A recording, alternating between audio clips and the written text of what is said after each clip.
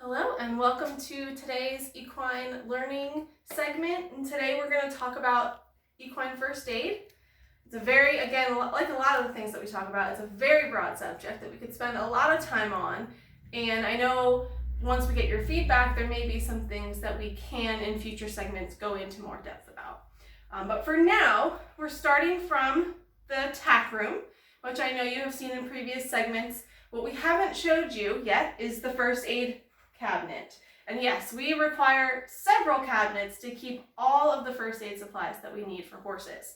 So as I've said before, horses are just in general very accident prone. They're very large animals, they have very tiny legs and very big bones, and they always find ways to injure themselves. They're also prone to many illnesses, just like people.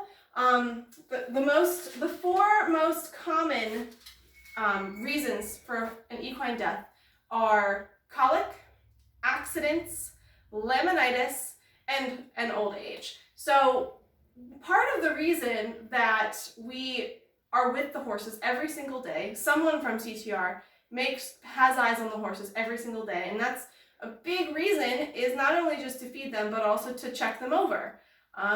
It's very often that they come in with different cuts. We'll notice that they're not feeling well. They could have, Mixie came in with that very large injury not too long ago. Captain has been having some issues, which we are going to get into in later this evening in our segment. So I will go into briefly a little bit about what colic and laminitis is. But first, I'm going to show you the first aid cabinet. And the first thing I want to show you is our horse first aid checklist. And it's important to have a checklist for our own purposes to make sure that we aren't out of anything, but it's also a PATH standard, and PATH is our governing body, and we comply with all of their safety standards, and they want to see that we are checking off the checklist every month to make sure that we have everything that we need in our first aid kit.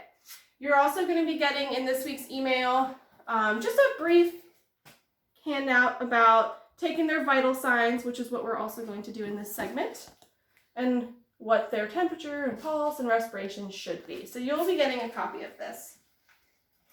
So this is where we keep the first aid cabinet. You can see everything's labeled. Take a look in here. I'm not going to go over everything that we have because it is a lot, but Molly did such an awesome job recently at organizing this. We have everything we could possibly need for when or if one of our horses injures themselves. Here we have all different colors of vet wrap. We use this a lot to wrap their legs or wrap injuries. We have a whole cabinet of topical care. Dropping everything. So some examples of topical care are this blue stuff, which is a topical antimicrobial that we put on if they get rain rot or kind of fungal infections, especially when they're out in the moisture a lot. We have hydrogen peroxide. Blue coat is an antiseptic that we can put on a wound dressing or when we're doing a wound dressing. We have a bucket here. We have stethoscopes and thermometers, and let's see, what else do we have? And we have the measuring tape to measure the horses, which we'll do another segment on that as well. Always important in a first aid kit, any first aid kit, whether it's human or animal, is gloves. We use the nitrile gloves, so they're not latex. For those that have a latex allergy, let's see. We have a whole nother cabinet here with, this one has a lot, that blue stuff is really expensive, but we have things that we empty from bigger containers into smaller containers to keep it more manageable. Come over here, we have one more cabinet, and it's kind of funny. One of the things we keep in here are diapers. So diapers are an important thing to have in an equine first aid kit because they are absorbent and we use them for wound dressing.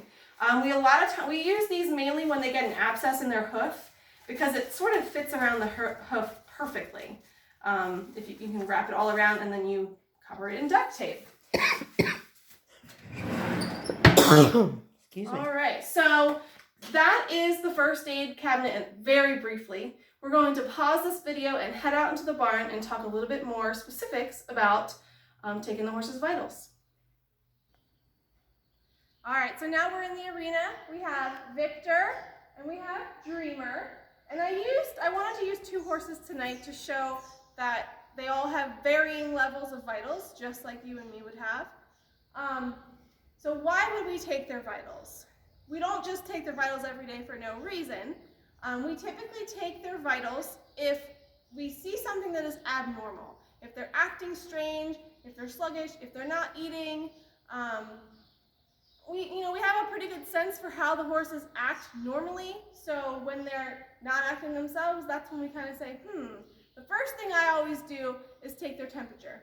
So I'm going to take both of their temperatures, and we have a digital thermometer, so it's pretty quick. You want to use Vaseline, so it's comfortable for the horse. And we're gonna take Dreamer's temperature first. Now, a horse's temperature should be between 99 and 101. So for us, that's a fever. But for a horse, that would be considered normal. So you want to stand to their side, not directly behind the horse because you don't want to get kicked. And it goes in their rectum. Let's see. You want to turn it on, wait for the... You want to stand right to the side, and you're just going to put it in far enough that the end is covered and that you can still hold on to the end. You want to make sure you hold on to it because you don't want it to get lost in there. And then you just wait for the beep.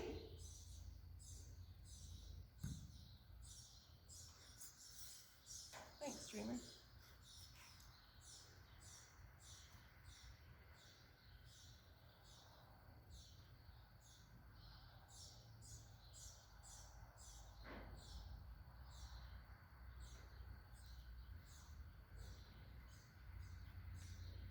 Usually about a minute. All right, so his temperature is 100, which is perfectly normal. So I'm gonna wipe this off real quick, and then we're gonna go take Victor's temperature.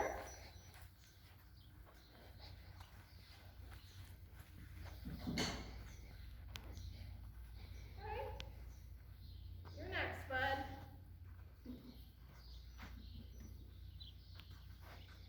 Same way, stand right to the side.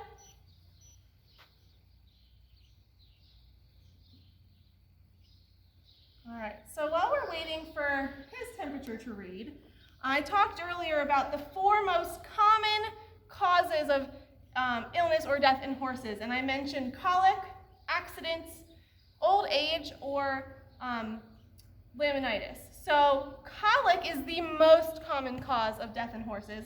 And the way to sum up colic is basically GI upset. It's a stomach ache in horses, which is a common complaint of humans as well. But colic in horses can be a whole lot more serious than a stomach ache in humans. His temperature is 100.4, also normal.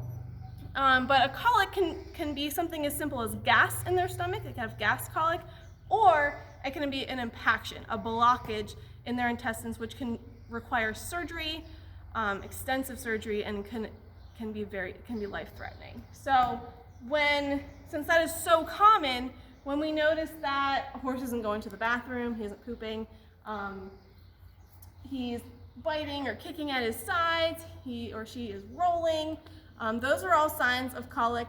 And if we suspect colic, we do always take their vitals, but there are a few other things that we do that include walking them around to see if we can get the blockage or the gas or whatever it is to subside. We call the vet if it's not getting any better. Recently, Sally had some gas colic, and we actually put her on the trailer because horses, for some reason, go to the bathroom when they get on the trailer. So that's sort of our little trick to see how easily that colic can pass. Like I said, we can go, if you're interested and want to learn more about colic and certain ailments of horses, we can go deeper into that. We could talk about colic for a very long time. Same with laminitis. Laminitis is an issue in their feet. It's most commonly in their front feet, and it most commonly occurs when a horse is overfed or when a horse is on lush green grass for too long. That is why, and I know we've mentioned it in the past, that is why a lot of the mares have muzzles on. Tilly usually wears a muzzle, Foxy usually wears a muzzle, Buttons always wears a muzzle. And that is because with laminitis, there is inflammation in the laminae between their hoof wall and their coffin bone. The coffin bone is sort of in the middle of their hoof and it's shaped like a hoof.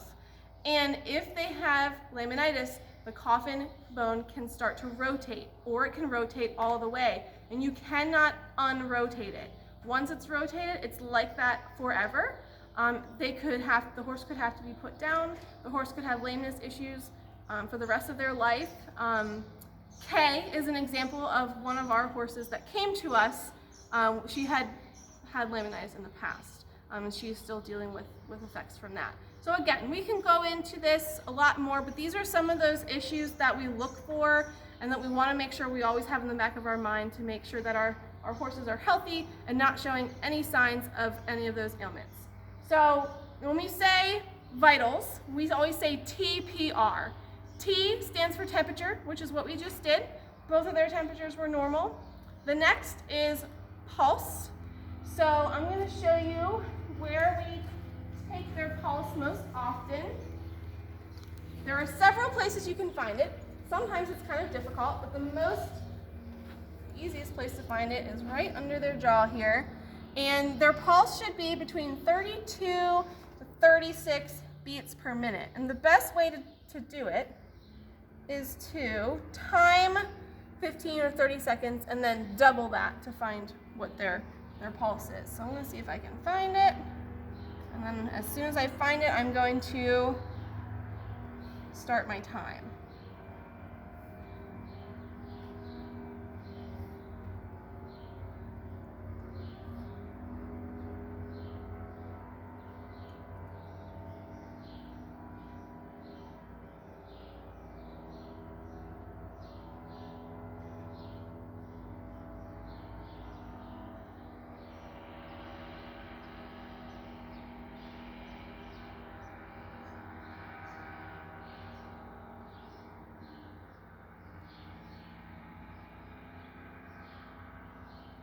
All right, and that was 30 seconds. I counted 15, so his pulse would be 30, which is close to that range. He's a pretty slow, lazy guy, so I'm not surprised that it's only 30.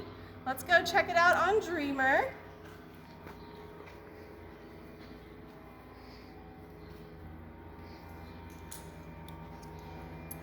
Place. I'm going to look right under the jaw until you'll just feel like a really faint pulse. It's not very strong at all.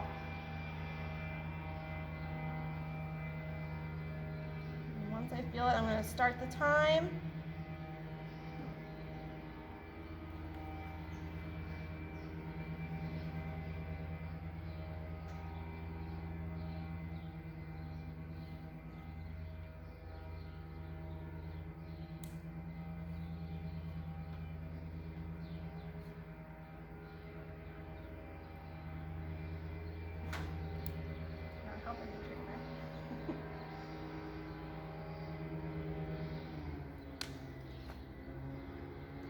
All right, I had 17 on him in 30 seconds. So when you double that, that's about 34. So he did move, and it is hard sometimes if you lose that pulse, you have to start all over again. Quickly, a few other places that you could find the pulse are right back here. See if I can find there. It's kind of like the wrist on a human. And also right above the back of the knee here. Or a few other places you can find it. And it does take practice. You can also use a stethoscope, but we want to make sure we practice that method. So the next one is respiration, which is their breathing. Horses are supposed to take 8 to 12 breaths per minute. So Dreamer, I will preface this by saying Dreamer has some breathing issues, especially as the weather gets hot. when he's in work, he gets medicine called dexamethasone, and that kind of it slows his breathing a little bit and clears his airways. It's kind of like the horse version of asthma. So we'll probably notice, since it's a little bit warmer today, that his breathing is going to be a little bit faster. And we're going to do it the same way. You can look at their stomach here, sorry bud, or you can look at their nostrils. I prefer to look back here because if he's looking at anything or playing with Gale over there, he could take air faster with his nostrils and it's harder to count. So I'm going to come back here to his barrel, the back of his barrel, and it helps if you kind of keep your hand on there. And I'm going to count for 30 seconds and then double it.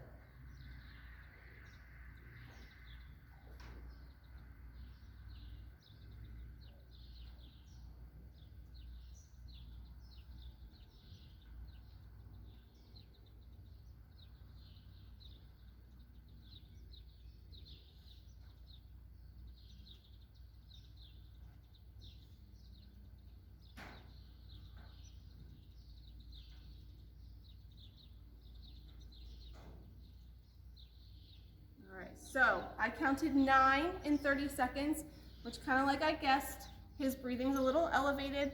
His would be 18 breaths per minute, which is, it's not worrisome. We know that he has those health issues already, so it's not something that we're concerned about. We just know and recognize, it's summer now, he needs his medicine to help him stay comfortable. So we're gonna come over to Victor, and I would expect Victor's to be a little bit slower. All right, I'm going to count to 30 on my timer.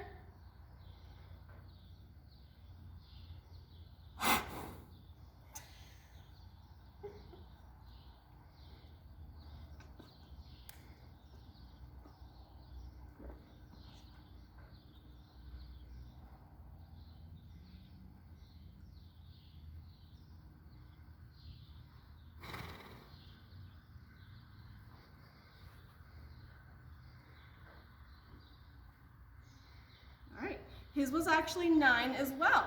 So he kind of did that funny breath in the beginning there. And he's also kind of really curious as to what Molly's doing too. So anything can increase their respiration rate. So I noticed it's a little bit higher than it should be, but I'm also keeping in mind that he hasn't been in regular work. It's warm out today. And it's just really good to get into the habit of taking these vitals. We do take their vitals seasonally, make sure that they're on track, even if they're not showing any symptoms of illness. And the last thing I'm going to show you, if we recognize that a horse is not feeling well, we want to make sure that they have good good circulation and blood flow. So we do what is called a capillary, it's a capillary test, a capillary refill. So when you're doing a capillary refill test, basically, if you press on your arm or your hand, you can kind of see a white mark appear from the pressure of your thumb. It should fill back into the normal color within seconds, 2 to 3 seconds. It's the same with a horse. We actually look at it on their gums, so we'll see what Victor thinks. If he doesn't appreciate this, I will try it with Dreamer. So you press there. I'll do it again so you can see. Good boy. Good boy, Victor. See, his is good. It fills right back in. He has nice pink gums. We always want to notice the color. Kind of like a human, if they're pale or bluish, that means something's wrong, and that's when we would call the vet. I'm not going to show you the capillary refill on Dreamer too, for sake of time, but that is just the horse vitals in a nutshell. We will get much more in depth into first aid and taking care of a horse if they're sick, and later this evening you're actually going to see how we have been doing first aid for Captain, and we will talk about that soon.